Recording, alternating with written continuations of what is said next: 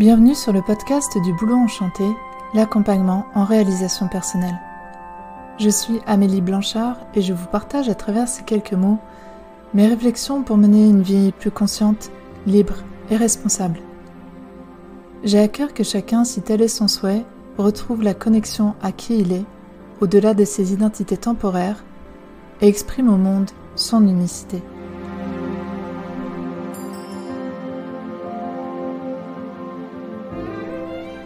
Aujourd'hui, nous abordons le thème de la guérison de l'être.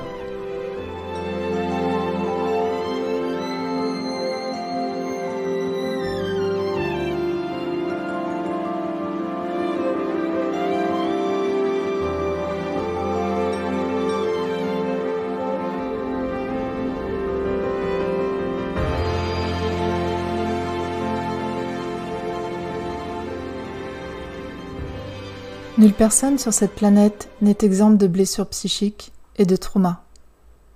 C'est l'héritage imposé à toute conscience qui s'incarne ici-bas. Nous pouvons dire en ce sens que nous ne sommes pas tous égaux sur la façon dont ces violences nous impactent, certains étant beaucoup plus ciblés que d'autres. À quoi le voit-on ? À la joie encore présente dans le quotidien de cette personne ? À l'optimisme et la capacité à regarder l'avenir avec confiance, à l'amour qu'elle s'attribue, la valeur qu'elle se reconnaît, l'estime qu'elle se porte, à son degré de réalisation de ses aspirations et non des chemins de vie préfabriqués, à la créativité en mouvement dans son corps, sa parole, ses pensées. Combien de temps l'innocence et la joie spontanée d'un enfant peut-elle être entièrement préservée ? Est-ce même possible de maintenir l'intégrité totale de la conscience et ainsi donc son unité.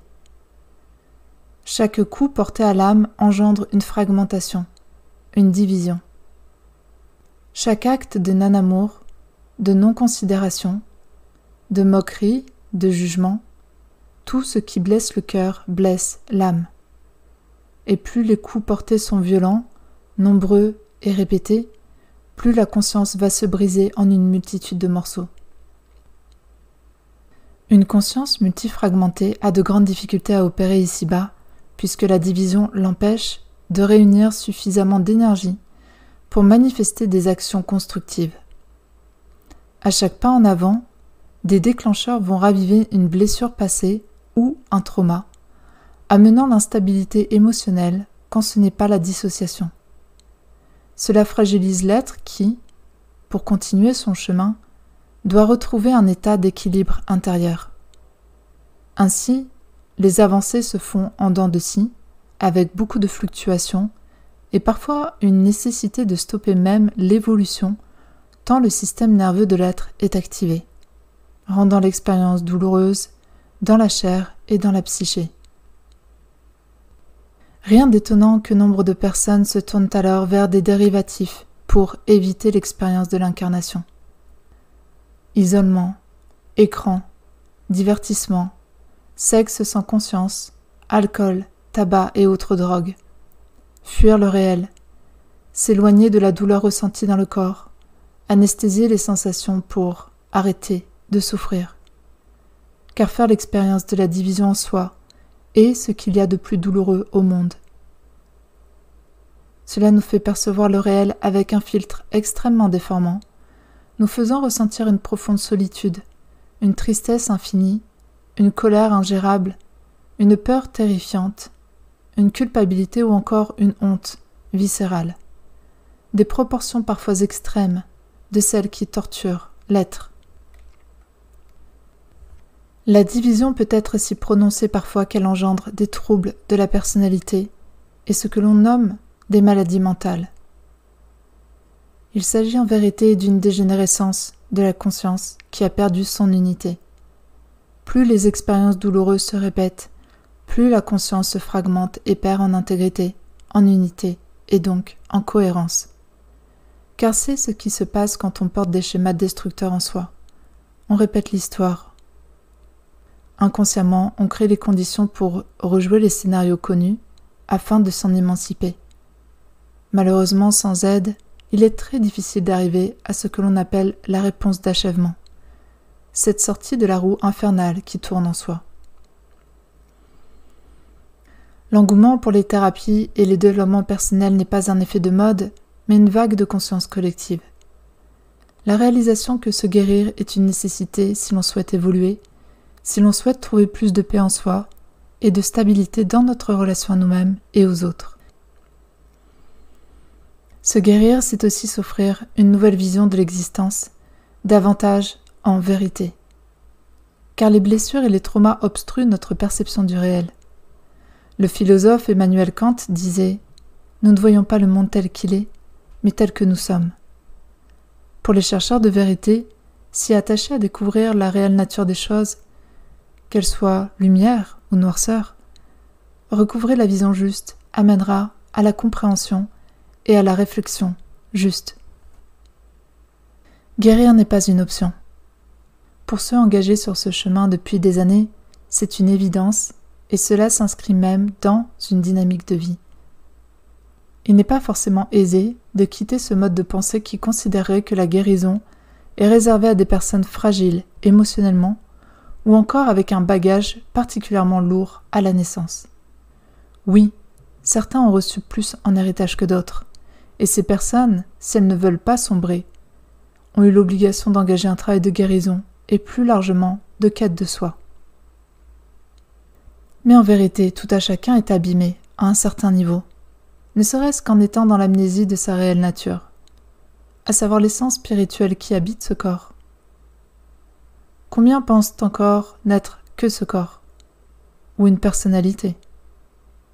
Combien rejettent la guérison pensant que la mort est ce qui les libérera de tous ces fardeaux? C'est une illusion. Nous serons libérés de notre corps, mais pas des blessures qui habitent notre âme. Elles viendront avec nous dans notre prochaine incarnation et nous répéterons ce que nous n'avons pas guéri dans cette vie. Nous vivons une époque incroyable, très spécifique pour guérir. Il n'y a jamais eu autant d'accompagnement disponible pour réhabiliter nos êtres et notre souveraineté, recouvrer notre liberté, loin de la souffrance. Que ce soit au niveau physique, psychique ou spirituel, aujourd'hui, si nous le voulons, nous pouvons trouver des aides précieuses pour nous soutenir sur ce chemin. Comprenant que tous les aspects de notre être sont importants et ont besoin d'être considérés. Sachant qu'en plus, ce qui n'est pas guéri à un niveau spirituel impactera le niveau émotionnel. Et si ce dernier n'est pas guéri non plus, c'est le corps qui manifestera le déséquilibre par des maux et des maladies, pouvant mener jusqu'à la mort. Comprendre que ce qui arrive à une dimension de notre être impacte l'ensemble de ces dimensions est primordial. C'est ce que nous appelons l'approche systémique. Nous sommes des systèmes à voir comme des bulles dans lesquelles évoluent différentes facettes de notre être. Ainsi, guérir l'une d'entre elles a nécessairement des répercussions sur les autres, du fait que tout est relié au sein de cette bulle. C'est pourquoi on parle aujourd'hui d'approche holistique, pour accompagner toutes les dimensions qui nous composent et ne pas en délaisser l'une au profit de l'autre, au risque de maintenir le déséquilibre en soi. Accéder à la guérison, c'est se faire ce cadeau de se considérer comme un être de valeur qui mérite d'être choyé, respecté, aimé. C'est aussi prendre la responsabilité de sa vie et s'extraire d'une posture immature qui est celle de victime. Il ne s'agit pas de nier la souffrance endurée ou l'accumulation d'expériences douloureuses et fatigantes, mais bien de se rappeler que quelque part, par notre capacité à choisir, nous avons le pouvoir de transformer notre réalité. Ce que nous expérimentons avec difficulté trouve toujours racine dans un déséquilibre, à un endroit de notre vie. Parfois nous sommes en capacité de traiter cela seul, ou alors soutenus par une personne de notre entourage. Parfois cela nécessite la présence et le soutien d'un professionnel. Parmi les grandes guérisons que nous avons à traiter, et qui relèvent d'une forme d'universalité, puisque bien que différents nous sommes humains, il y a les 5 blessures de l'âme. Popularisées par Lise Bourbeau, elles nous permettent de comprendre beaucoup de mots de notre psyché, et c'est un fil conducteur sur le chemin. Nous avons à réparer la relation parent-enfant. Nous pouvons porter en nous des parents abîmés, durs, dans le jugement et la punition, ne donnant que sous condition un amour au compte-gouttes. Réhabiliter ces figures en devenant de bons parents pour notre enfant intérieur est un énorme axe de travail. Je vous invite à ce sujet à écouter le podcast numéro 8, Parents divins. La relation homme-femme est également très importante à considérer. Cela sous-tend une redéfinition de nos statuts d'homme ou de femme, des valeurs et vertus que nous voulons incarner. Des articles inspirants vous sont proposés en dessous de la vidéo. Qu'est-ce qui est propre à chacune de ces essences et qui nous semble juste de faire vivre en nous? La sexualité est aussi une dimension primordiale du lien, sans être centrale. Comprendre cette union des âmes et des corps et lui rendre sa dimension sacrée, pour quitter l'asservissement d'une forme de bestialité sans conscience, largement promue sur Terre actuellement. Autre thème, la relation à nous-mêmes en tant qu'individus. La quête de soi, de découvrir qui nous sommes. Cette question si fondamentale à laquelle nous pouvons davantage répondre à notre époque. Reconnecter à notre identité spirituelle, non pour tomber dans un nouveau dogme, mais pour en faire l'expérience directe. Retrouver le lien à la source en nous et se rappeler nos aspirations en tant que conscience. Qu'est-ce qui est si important pour nous de réaliser dans cette vie? Quelles leçons? Quels accomplissements? Quelle évolution? Vers quoi tendons-nous? Restaurer le lien à soi fait partie du processus de guérison, car cette société, de bien des manières, nous a coupés de notre intériorité. Et c'est une blessure profonde, de ne plus savoir qui on est, ce que l'on veut, ce qui nous fait vibrer, nous, spécifiquement, et nous rend joyeux. Enfin, un dernier axe de travail pourrait concerner le collectif, à savoir comment nous positionnons-nous vis-à-vis de notre environnement, de la nature, de notre relation aux animaux et aux autres êtres humains. Comment vivons-nous le groupe? Si l'on prend l'image de l'approche systémique, nous sommes, en tant qu'habitants de cette terre, une multitude d'éléments faisant partie d'une grande bulle. Ainsi chacun a la responsabilité de ce qu'il incarne, dit et fait, car cela a un impact sur la réalité collective partagée.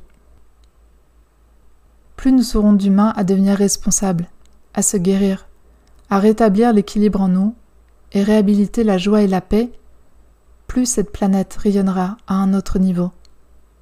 Il ne faut pas attendre que son voisin s'y mette pour prendre cette décision.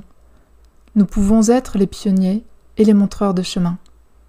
Déjà pour nous-mêmes, pour accéder à plus de bien-être, mais aussi en tant qu'êtres conscients, comprenant l'interconnexion directe entre nous et le reste du monde pour impacter positivement le collectif. Nous pouvons choisir chaque jour qui passe de rester victimes des événements et de ne pas agir. Blâmer les autres, blâmer l'extérieur, subir une destinée qui nous échappe et qui sera de plus en plus douloureuse à mesure que le sablier s'écoule, accentuant la dégénérescence de notre être, tant au niveau psychique que physique. Et globalement, nous pouvons voir combien l'humanité s'engage dans cette voie d'inconscience, d'insouciance et d'irresponsabilité, créant par là même une réalité sombre. Ou alors nous pouvons nous rappeler que chaque jour qui passe est une opportunité de croissance et qu'il n'est jamais trop tard. Il n'est jamais trop tard pour entamer la guérison de notre être. Jamais trop tard pour se remettre en question, chercher la vérité en soi pour dépasser nos points d'aveuglement interne, lever les mensonges envers nous-mêmes qui nous ont servi de protection à un temps donné de notre vie, mais qui aujourd'hui nous empêchent d'accéder à ce que l'on souhaite vraiment. Un état d'être stable, serein, maîtrisé et enjoué.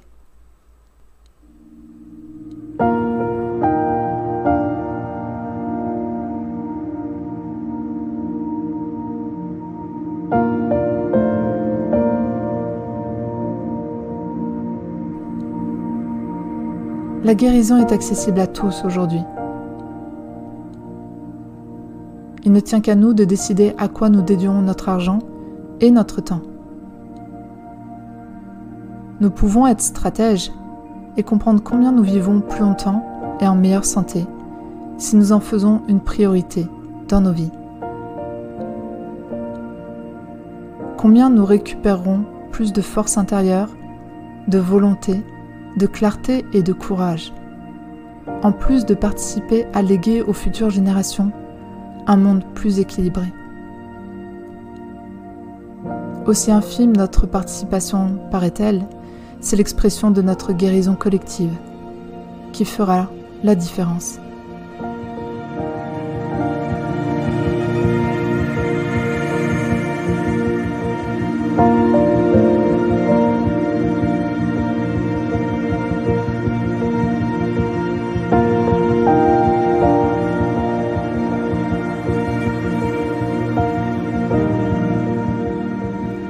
Je vous remercie de tout cœur pour votre écoute et j'espère que ce partage a été éclairant.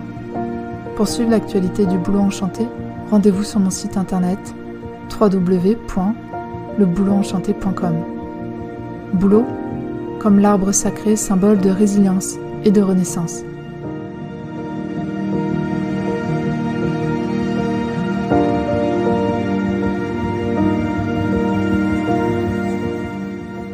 À très bientôt.